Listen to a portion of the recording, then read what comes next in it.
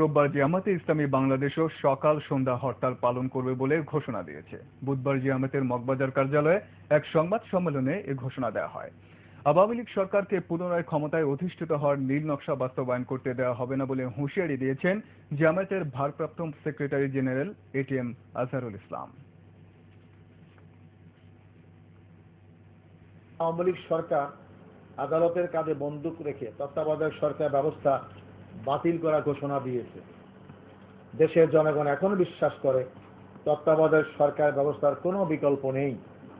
কোনো দলীয় সরকারের অধীনে অবাধ, সুষ্ঠু, নিরপেক্ষ ও স্বচ্ছ নির্বাচন সম্ভব নয়।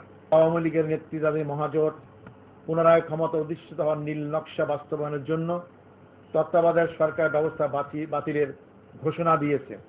তাই গণতন্ত্র রক্ষার স্বার্থেই তত্ত্বাবধায়ক সরকার ব্যবস্থা বাতিলের ঘোষণার প্রতিবাদে আমি বাংলাদেশ জামাত ইসলামীর পক্ষ থেকে আগামী 5ই জুন রোববার দেশব্যাপী সকাল সন্ধ্যা হরতালের কর্মসূচি ঘোষণা করছি।